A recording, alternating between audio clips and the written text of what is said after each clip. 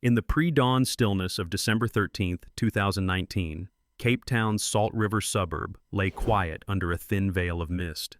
On London Road, a small silver Toyota Yaris idled outside a modest house. Inside sat a man known to many as Rashied Staggie, a 58-year-old crime boss once untouchable on the Cape Flats. Without warning, two figures burst from the shadows. In an instant, the morning calm exploded into violence. A hail of bullets ripped through the Yaris's door. Staggie slumped over the steering wheel, trembling as blood stained the seat. A friend in the car screamed, desperate for help. When police arrived, the scene was surreal. The Toyota was pocked with at least a dozen bullet holes. Neighbors stood in stunned silence as paramedics rushed in, but it was already too late. Rashied Staggie, feared gangster and co-founder of the Hard Livings gang, lay dead on the pavement. Word of the assassination rippled through the Cape Flats. Just hours earlier, a loyal lieutenant of the gang, Bally Tips, had been found shot in the head in Mitchell's Plain. Two gang hits on successive days made a chilling statement. Even a crime lord was not safe. This savage ambush marked the end of an era. But to understand why a man like Staggie could be gunned down so brazenly, we must rewind the clock. Our story goes back to the dusty township of Manenberg in the 1970s, where two brothers first raised the banner of the Hard Livings gang. Cape Town's Manenberg Township was built under apartheid, a sprawling ghetto for forced removals. By the 1970s, it was a place of deep poverty and little hope. The tin-roofed houses were far from city jobs. Many residents struggled to pay rent and electricity. As one social worker later noted, many young men in these areas faced unemployment and a sense of exclusion. In such a landscape, criminal gangs did the work of the absent state. They offered to cover neighbors' bills or buy food for the needy, winning loyalty in exchange. To a desperate family, a friendly gangster could seem like a savior. Rashied and his twin brother Rashied Staggie were born and raised here. As boys, they learned the street code quickly. By the early 1970s, still in their teens, they banded together and formed a gang. They called it the Hard Livings, a nod to the hard lives they and their neighbors led. Wherever the Hard Livings went, they flew a flamboyant symbol, the British flag. It fluttered above their meetings, a bold challenge on the flats. Rashied and Rashied ran the gang side by side, recruiting local kids who had no other prospects. Often they gave money away at street corners, tossing bundles of cash from car windows to surrounding crowds. Onlookers would scramble for the bills. It was a kind of twisted charity winning over neighborhoods by generosity and fear. The brothers also helped out struggling families by quietly paying an electricity bill here or there. This Robin Hood behavior earned them a reputation, but it came at a cost. Anyone who refused to play along risked brutal punishment. By the 1980s, Cape Town's drug trade was booming on the flats, and the Hard Livings were at its center. Under Rashied's leadership, they sold mandrax, methamphetamine, heroin, and daga, amassing real money. They extorted local shebeens and shops, collecting a protection fee from business owners. In return, they kept order in their turf, by gunpoint if necessary. The Staggie brothers even forged connections with prison gangs. Hard Livings aligned with the notorious 28's gang behind bars, cementing a powerful alliance. Their old rivals, the Americans gang, would link up with the 26s and 27s. On the streets of Manenberg, Hanover Park, and Mitchell's Plain, the Staggies' crest and colors became omnipresent. To many residents, they were alternate authorities in a forgotten community, powerful role models flaunting wealth and power. By the end of apartheid, gang leaders like the Staggies were shadow figures in the lives of the poor, offering cash and status where the government had failed. By the late 1980s and early 1990s, the uneasy balance of Manenberg began to shatter. The Hard Livings clashed violently with the Americans gang, its bitter rival born in the same townships. The Americans, once known as the Firm under founder Neville "Jackie" Lonte, boldly flew the stars and stripes above their territory. The Staggies doubled down on their Union Jacks.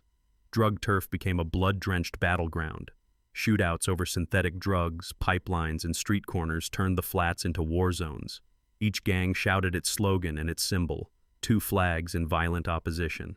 Then in 1996, a new force attacked both sides. A vigilante group called PAGAD, People Against Gangsterism and Drugs, formed among angry residents and ex-detainees. They saw the gangs as the root of their community's misery. On a Saturday afternoon in August 1996, PAGAD operatives ambushed Rashied Staggie in Salt River. He He was dragged from his car, shot execution style, and set alight in the street for neighbors to see. The image of Rashied's burning body was seared into the community's memory. For Rashied, it was a shattering blow and a personal vendetta.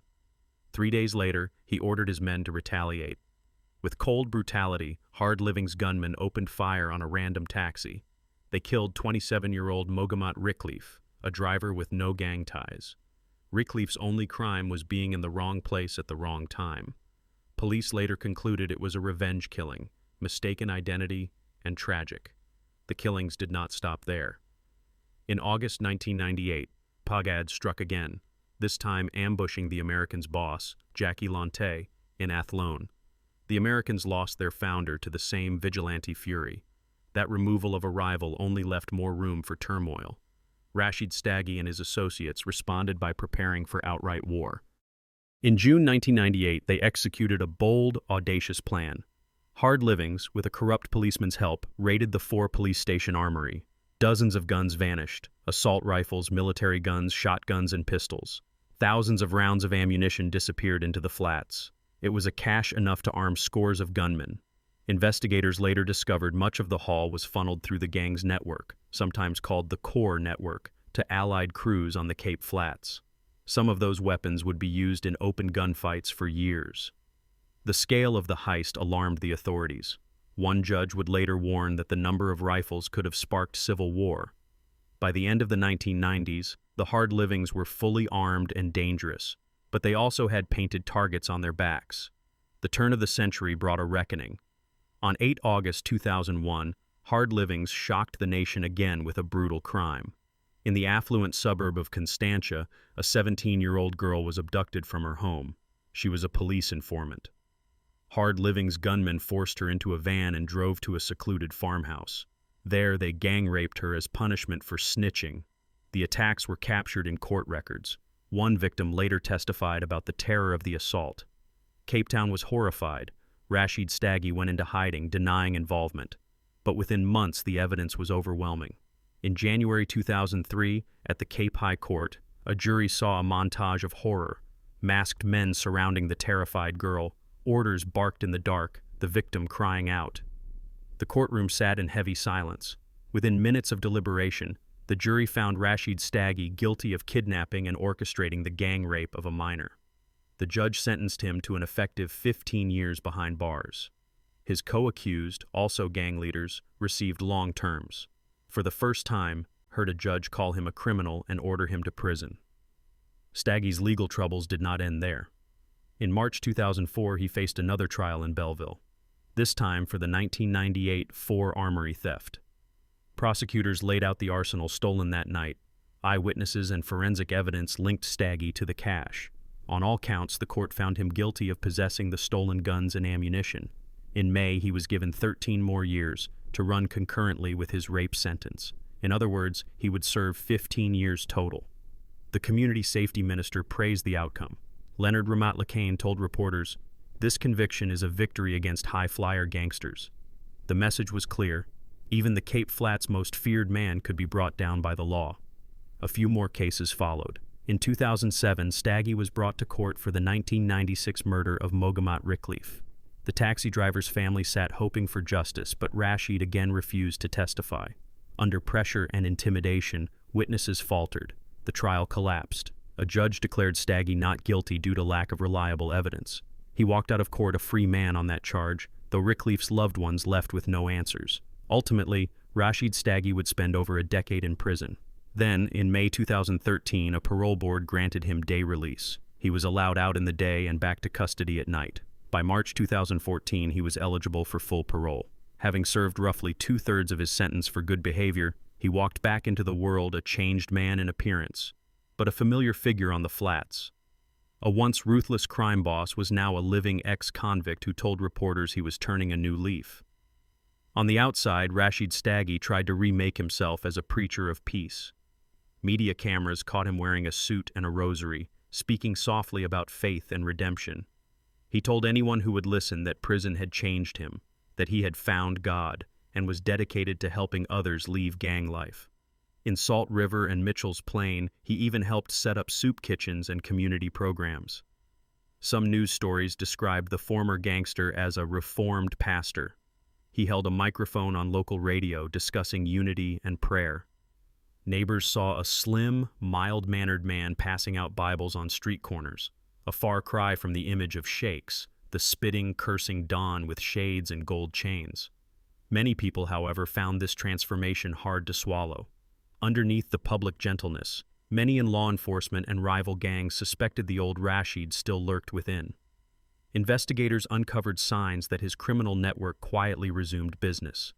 Though not on camera, money continued to flow through hard-living schemes. He set up front companies, they say, for laundering drug profits. Neighbors whispered that while Staggie was preaching on Sunday, deals were being struck in back rooms. Even as he posed at a soup kitchen giving food to the poor, organized crime trackers claim his men were expanding drug routes. To rival gang leaders, his new religious persona was a facade that masked the old ways. They resented how he adopted the language of reformation even as he maintained power. One detective would later note that the holier-than-thou Staggie drove some rivals to anger. He threw out platitudes of forgiveness one moment and ran a criminal empire the next. In interviews, Staggie never outright denied his past. He often said he wanted to be a force for good, but he also never fully explained what he knew of the ongoing violence. Meanwhile, the Hard Livings gang continued under other lieutenants. Community members saw their flags and graffitis reappear on walls. The police kept the pressure low-key, knowing the gangs watched every move. For Rashied, the double life had become real. Respected as a man of faith by some, hated as a ruthless Don by others. This dual existence would soon come to an end, violently. By late 2019, Staggie was living quietly in Salt River. He was married, had a family, and no longer flashed weapons or walked the streets like an undisputed king. But the world he used to rule was restless. On the night of December 12th, an ominous sign appeared. Bally Tips, Rashied's longtime lieutenant, was found dead in Mitchell's Plain with 2 bullets in his head. The circumstances looked like a professional hit. Within hours, Rashied Staggie and other Hard Livings leaders arrived at the scene, inspecting the crime scene with grim faces. The next morning came the ambush. That December dawn we witnessed unfolded just outside Staggie's house. 2 gunmen crept up as he sat in the car, and bullets ended decades of rule. Police quickly treated it as gangland vengeance. Western Cape officials called for calm in the streets. Community safety ministers assured the public that detectives were on the case. Meanwhile, even after Staggie's body was removed, the gang war was not over. Locals whispered that one hit on the flats demanded another. For months, the shooters remained anonymous. Investigators interviewed dozens of suspects and sources. In September 2024, investigators announced arrests they hoped would resolve the case. They charged Ralph Stanfield, a Western Cape prison gang boss of the 28s, along with an associate, with ordering Rashied Staggie's murder. The police alleged the plot was hatched behind bars. Stanfield appeared in court flanked by armed guards. He told reporters only that he was a devout Muslim. The motive, authorities admitted, was still murky. Some insiders had said Staggie owed debts to Underworld figures or had crossed a 28's ally, but no official evidence confirmed it yet. For now, the story ended where it began, in accusation. No actual gunmen have been publicly tied to the December 2019 killing, and the motive remains officially gang rivalry. Rashied Staggie never got to answer those questions. He was buried a month later with a small gathering of friends and family. Onlookers saw his coffin draped in a Hard Livings flag. A few newspapers called it a hero's funeral. But that image cut deep for many others. Families of his victims did not see a hero. They saw a monster gone, but not forgotten. The mother of Mogamat Rickleaf, the taxi driver, wept at his funeral, reminded of her son's senseless death. Survivors of the Constantia rape saw another gangster get away with murder. In gang-afflicted communities, the plot that had played out on the streets was no fairy tale. Still, the violent end of a gangster inspires debate. Some say this killing was justice, the final revenge for a lifetime of terror. Others warn it is just another stain of blood. Violence begets violence, they note. Gangs may tip their hats to fallen leaders one day and load their guns in response the next. A Western Cape crime analyst commented after Staggie's murder, by cutting off his head, the police had not ended the snake, only given it a chance to grow new heads. In the Cape Town suburbs, Murders hit record highs even after 2019. The streets remained some of the deadliest in the world. For South Africa today, the story of Rashied Staggie is a cautionary tale and a question. He was a man who tried to straddle two worlds, gangster and preacher, and in the end could survive neither. His life was a symptom of an old wound. Decades after apartheid, the townships still wait for real change. Poverty, inequality, and distrust of the police have never been fully healed. The gangsters who flourish on the flats remind us how far the promise of 1994 has fallen for many. Young men who grew up hearing Mandela now hear only crackling radios and gunshots. Rashied Staggie's journey started with the flags of independence, first his own and later a cross around his neck. But it ended in a parking lot soaked with rain and spilled blood. The twins, Rashied and Rashied, suffered violent deaths 23 years apart. Their legacy is neither heroic nor noble. It is a monument of grief and anger. As dawn broke again over Salt River on December 14, 2019, life on the Cape Flats carried on. Children still played in dusty yards, and somewhere another boy would wake up hoping to escape the cycle. Shakes was gone, but the questions he represented remain. Who will break the chain of violence? When will these communities see peace? In the end, Rashied Staggie's tale is a tragic chapter in South Africa's story. It holds a mirror to a society where crime and need filled the gaps left by history. The gunfire that silenced him also speaks volumes, that no one, not even a kingpin, escapes the final reckoning. And for the people of the flats, it is a sobering reminder. The same old flags still fly, but with them, uncertainty and sorrow linger on.